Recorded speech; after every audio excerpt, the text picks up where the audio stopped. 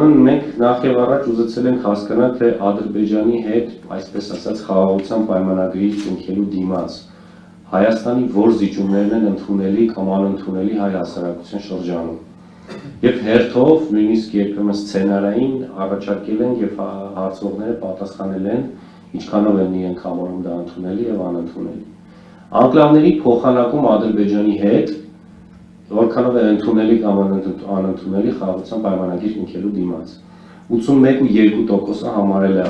անընդունելի,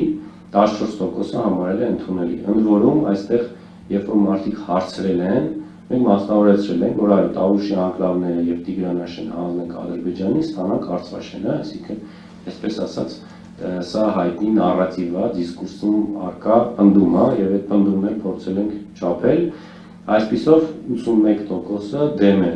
անընդունելի համարում անկլավների փոխանակում Ադրբեջանի հետ։ Հաջորդը Սյունիքով անցնող միջանցքի մասին տարիներ շարունակ դիսկուրս կա,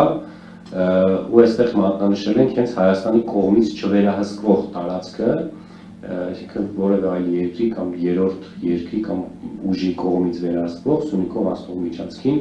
անընդունելի են համարել 96.2%-ը, ընդունելի ընդամենը 3.6%-ը։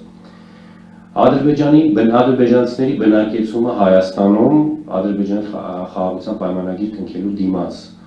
ընդունելի են համարել 96.1%-ը, անընդունելի 3.8%-ը։ Հայաստանի կողմից ֆինանսական փոխհատուցում 96.1%-ը համարել են անընդունելի, 3.8%-ը համարել են ընդունելի։ Հայաստանի կողմից ֆինանսական փոխհատուցումների վճարում Ադրբեջանին վերջին օրերին վստահ եմ դրա մասին լսել եք, նույնիսկ թիվը շրջանառվում, 96.8%-ը, շուրջ 97%-ը համարել է անընդունելի, իսկ 2.6%-ը ընդունելի։ Հայկական բանակի թվի եւ զենքի սահմանափակումը 89%-ը համարել է անընդունելի, խաղաղության պայմանագիր կնքելու դիմաց, շուրջ 10%-ը համարել է ընդունելի։ Եվ Հայաստանի Հանրապետության Սահմանադրությունում փոփոխությունների կատարումը Ադրբեջանի պահանջով անընդունելի է համարել 97.5%-ը եւ ընդունելի է համարել 2.1%։ Այստեղ ուզում եմ ինձ համար որպես հայ մարդ եւ որպես հայ սոցիոլոգ զարմանք արտահայտել, որ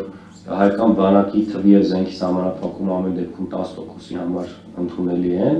սակայն պետք է սա հասկանալ, որ վերջին ժամանակահատվածում խաղաղության դիսկուրս, խաղաղության մասին քննարկումները շատ մարդիկ հավատով են վերաբերվում, որ հնարավոր է առանց զինված ուժերի կամ սահմանափակ քանակով զինված ուժերով եւ սահմանափակ քանակով զենքերով, զինտեխնիկայով հնարավոր է հասնել խաղաղության, ինչը ցույց է, որ տվյալ պահում Հայաստանի կառավարության տեղեկատվական, քարոզչական որոշակի ջանքերը արդյունք են հասել եւ ստացվել է, որ շուրջ 10%-ը ընդունելի համարել այս գործոնը, այս զիջումը եւ մյուս զիջումը, որը այսպես նշանակալի պատկեր ունի, դա անկլավների փոխանակումն է, ինչը ինչ որ առումով կարելի է տրամաբանական համարել, որովհետեւ փոխանակումը ընկալվում է որպես Իվանդա փողզիջման համատեքստում ընկալվում, մյուս բոլոր թվերը դրանք չափազանց փոքր են եւ այսպես ասած վիճակագրեն ոչ այնքան նշանակալի։ Խնդրեմ։ Շնորհակալություն։ Մի հատ ընդհանուր դիտարկում եւ հարց։ Դիտարկում է նա, որ ընդհանուր առմամբ ակնհայտ է, որ հասարակության ճնշող մեծամասնությունը չի ցանկանում խաղաղության դիմաց ինչ-որ զիջումներ անել։ Պարզապես չի ցանկանում, որ դու ճիշտ ես ասում, որ անկլավների մասը որպես, եթե ոչ թե որպես փոխանակում ներկայացվի, այլ հանձնում, որտեղ ոչ մի կարծրաշին չի վերադասնել։ Եթե դու ինչ-որ բան տաս, նրանք չեն վերադասնել։ Հենց որ ներկայացնես այդ 14%-ն այդտեղ չի լինի, այսինքն հասարակության ճնշող մեծամասնություն դեմ է զիջումների, որը դրական է բնականաբար, բայց ես հիմա ուզում հասկանամ հետևյալը, եթե մենք հարց մի քիչ ուրիշ ձև տանք, հարցը տանք, այ եթե զիջումը չանենք, պատրաստ եք պատերազմի, ինչպիսին կլներ պատասխանը։ Ինչի եք պատրաստ եք գնակրվեք անկլավների համար, պատրաստ եք կրվեք սահմանել, որտեղ իշխանությունից կլինեք դա իմ կտալի ենթադրելու, որ սահմանադրություն փոխել պարզապես հնարավոր չի լինելու պարտադրել հասարակությանը։ Բայց բոլոր դեպքերում ես կարծում եմ, որ մյուս անգամ երբ որ հետազոտություն անենք, լավ կլինի հարցը նաև այդ ձևով ձևակերպենք։ Պատրաստ եք պատերազմի, պատրաստ եք կռվել հանուն այս արժեքների, հանուն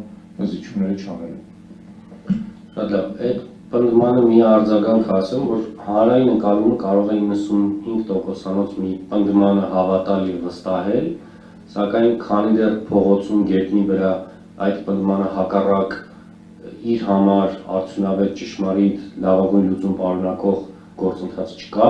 կարող է 95%-ը դուք ֆիզիկապես կամ որևէ տեղ չտեսնեք 95%-անոց դժգոհություն, այլ տեսնեք օրինակ 15%-անոց դժգոհություն մարդկանց մոտարով պրոպորցիոնալ քանակի մասով։ Այսինքն պարտադիր չի, որ հանրային ընկալման 95%-անոց դժգոհությունը գետնի վրա իրական կյանքում 95%-անոց այս դժգոհությամբ էլ արտահայտվի։ Կարևորը թե դժգոհության մասին խոսակցություն, դժգոհության գործընթացը առաջնորդողները ինչպես են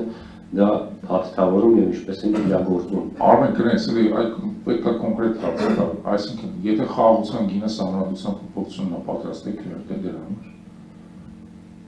Պետք է կոնկրետ հարց տանք, հասկանանք կոնկրետ պատասխան։ Պատրաստ ենք գնալ քննարկել նոր սահմանադրության համար, որը մակաբացի։ Մենք նմանատիպ հարց ունեցել ենք 90+%-ով մարդիկ ասել են ոչ։